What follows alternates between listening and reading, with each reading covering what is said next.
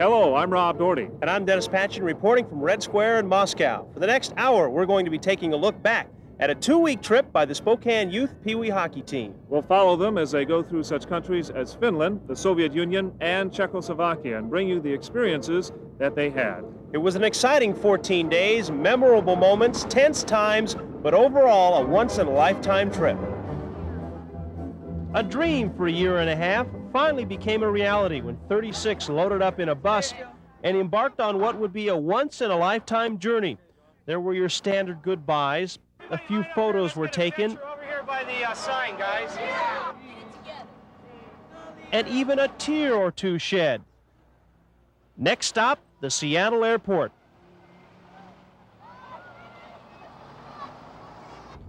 And the scene there looked like somebody unloaded a moving van, as all this gear would be like an anchor with the group, at times slowing us down, at other times causing delays. All that was left to do was board a plane, a chance to imagine just what the trip would be like, and a chance to remember if something was forgotten. Did you forget anything? No, I don't think so. My mom's the only one that'll know because she packed my bag. No, I didn't forget anything. I made sure of that. I just hope I don't run out of shirts and clothes and stuff. Well, there's no looking back. Europe, here we come. During their first day in Finland, one of the things that the group was very surprised to find out was how much things cost here. Everything from automobiles to gas to housing. For example, these raspberries in this small container cost about $3.50 in American money. Old-fashioned marketplaces like this are common in Helsinki, but there is nothing old-fashioned about the prices. Food, for example, is about twice as expensive as it is in the United States. Cauliflower costs about $2 a head. A Big Mac goes for about $4. Add small fries, and it'll cost you another $1. Getting around isn't cheap either. Gasoline is about $3 a gallon. Parents of the hockey players found themselves suffering from price shock. Very, very shocked by it. It seems you'd think it'd be hard for an average citizen here to live day to day. No, I think you kind of appreciate how lucky we are to, go out and buy something for a couple bucks, where here it'd probably cost you about double. So. Prices are steep for two reasons: inflation and taxes. Now, for high taxes, the average Finn has his health, education, and retirement taken care of. But when we say high taxes, we mean high taxes. For example, a 16% sales tax, and hold on to your hat, a 100% tax on the sale of a car. On showroom floors, that translates to sticker prices that are twice what you would pay in the United States. This Honda Accord sells for about $25,000. And the more you pay for a car, the more it hurts. This Mercedes would go for $30,000 in the U.S. In Finland, it'll set you back $60,000, all because of the high sales tax. Why is it so high on cars? Well, it's easy way to earn money for the government. Yeah. There is one notable exception to Finland's tax laws. Owners of taxi cabs do not have to pay a sales tax when they buy their cabs. As a result, almost all the taxis are new Mercedes. Cab service in style in a very expensive country. While the prices in Finland may be very contemporary, some of the ways of shopping are very old-fashioned, as photographer Kurt Austin found out.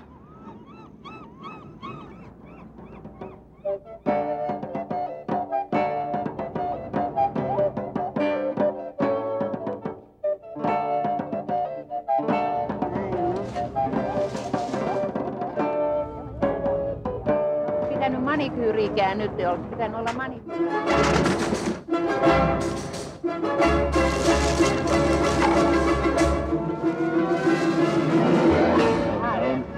Att du stämmer dina gubbar, så sitter bredvid.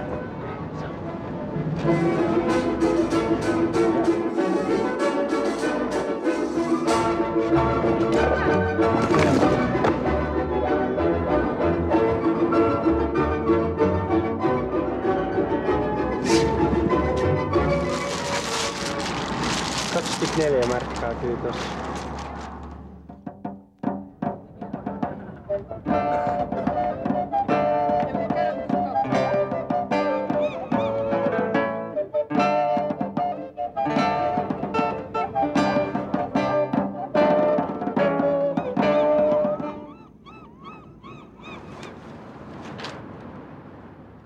Advertisements on the front page, that's the way newspapers do it in Helsinki. The news is demoted to the inside pages.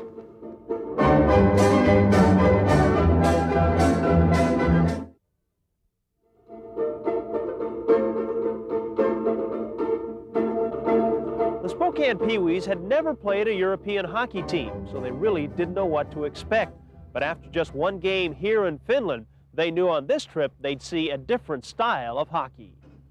At last, a chance to play hockey. Game number 1 would be in Helsinki against the Finns, a game Spokane figured before the trip they had a chance to win. Most of the players expected an arena unlike those that they've played in Canada or the United States.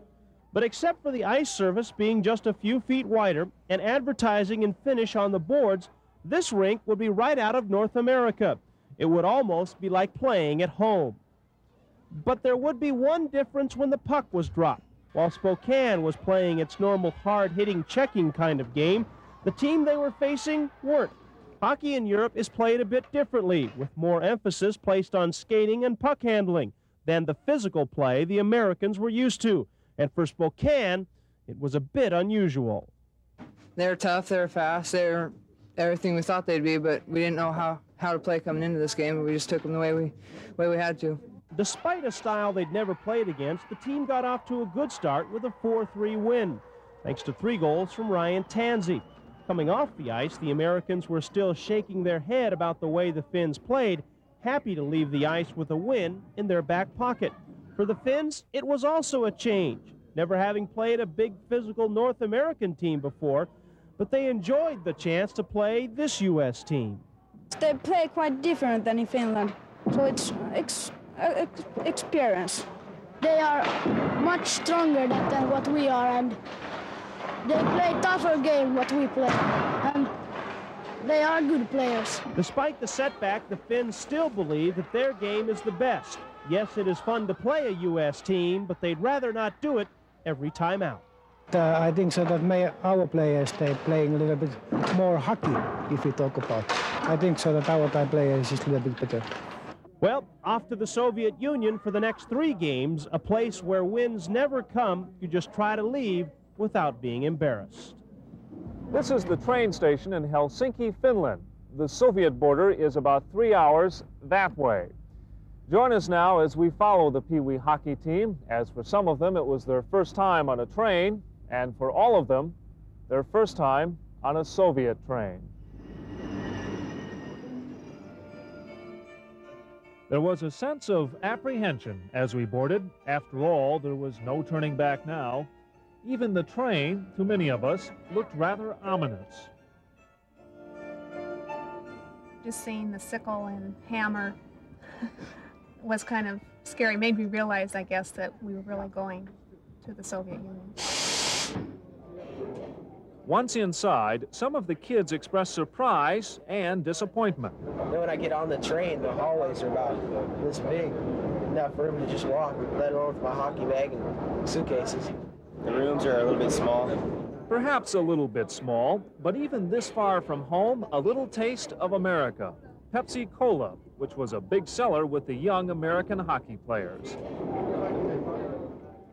As we rolled down the tracks, getting closer to the Soviet border, there were concerns. What would the Soviets check? Would the guards have machine guns? Would we all make it through? These were questions being asked. I am apprehensive because I don't know what's going to happen. But I try to feel secure knowing that I have nothing to hide. This is the final stop in Finland before the Soviet border. Just a few miles down the tracks, the Soviets would make their inspections. We were not allowed to take pictures of that, but we can tell you that they checked some of the luggage, not all. They did not carry machine guns, and all of us made it into the country. In Moscow, there aren't any houses. Everyone lives in an apartment.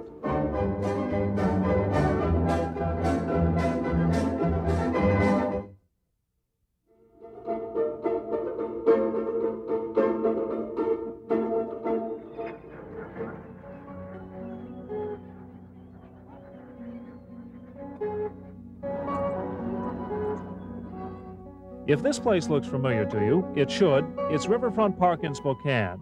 We didn't actually want you to see it as much as hear it. If freedom has a sound, this is it.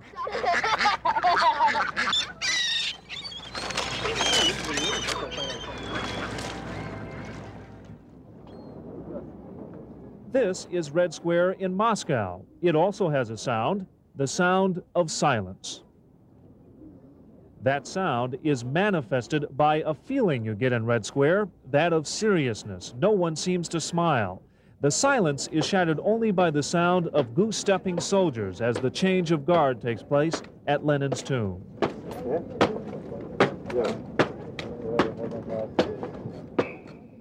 Red Square is also a place of contradictions. Russia is officially an atheist country, but St. Basil's Cathedral sits right across from the Kremlin. And while Red Square may be the very symbol of communism, there is capitalism going on below the surface in the form of the black market. Shortly after we arrived, a young Soviet interested in American goods approached us. Well, I have a hockey jersey. It's not brand new. Russian? It's American. Spokane Chiefs on the front. I don't need American. It's ironic that in the shadow of Lenin's tomb, the urge to make a profit, capitalism, is so prevalent.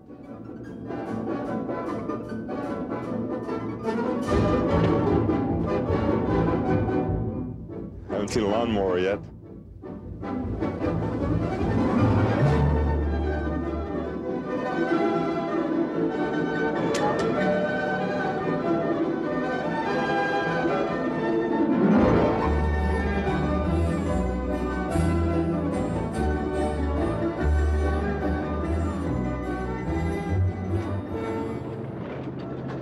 I'm sure most of you have stayed at a hotel or motel somewhere across the United States or maybe up in Canada.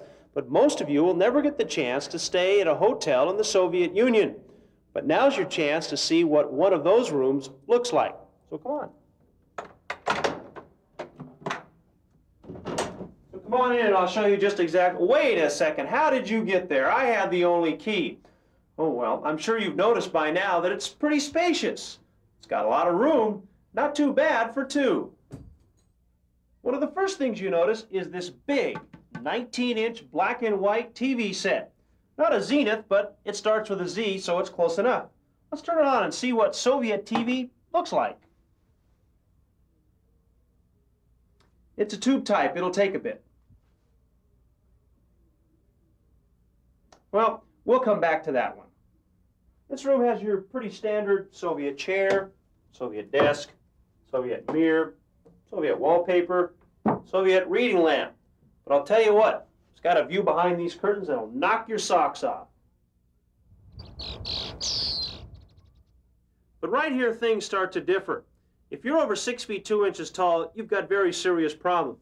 The beds are narrow, and they are shorter. In fact, I don't think anybody in this country has ever heard of a double bed. This bed also has a couple of unique features. The Soviet Union is the land of the gigantic pillow. You won't find any bigger pillows in captivity than you do here in the Soviet Union. The other thing is the hole in the sheet. It's an interesting concept. They put the blanket inside the sheet. That way your blanket doesn't fall off at night. The only problem they haven't worked out is what happens if your sheet falls off? Your blanket goes too. Still working on that one. Well, checking the TV again. It's not quite warmed up yet. We'll come back. Most of our tour so far has been rated G, pretty wholesome family entertainment. Now it's time to go on to the bathroom. That's got to be rated R. This is pretty scary. Pretty standard so far. Not a bad sink. Pretty good shelf to rest your shaving items on. And not a bad mirror to see yourself in the morning. That's not the scary part. What is over there. The shower. You don't see this very often unless you've been staying in hotels that were built back in the 1920s. Put your shower right there, step on underneath, turn on the water, and voila. The other thing you've got to be careful about is the shower curtain, because it doesn't go all the way to the floor. So if you were to take this off and drop it on the floor, you'd have shower water everywhere. And maybe worst of all is the toilet paper. In a comparison with U.S. toilet paper, you can see there's a vast difference. In fact, if you look really close, you can see large chunks of wood. This might even give you slivers. Well, it's taking a little longer than I thought, this television set, to warm up, but I'm sure it'll be here in just a second. Well, that's going to do it for our tour of a Soviet hotel room. Let me make one more check here. No, that TV set hasn't warmed up yet. Maybe I'll have to have somebody look at it. It's a nice place to visit, but one thing is for sure, there's no place like home. Hockey has been called by some as a crude form of ballet on ice. While the Spokane Pee-wees did not see any ballet performances while they were in the Soviet Union, they did get to see the next best thing, the National Folk Dancing Company of Belarusia.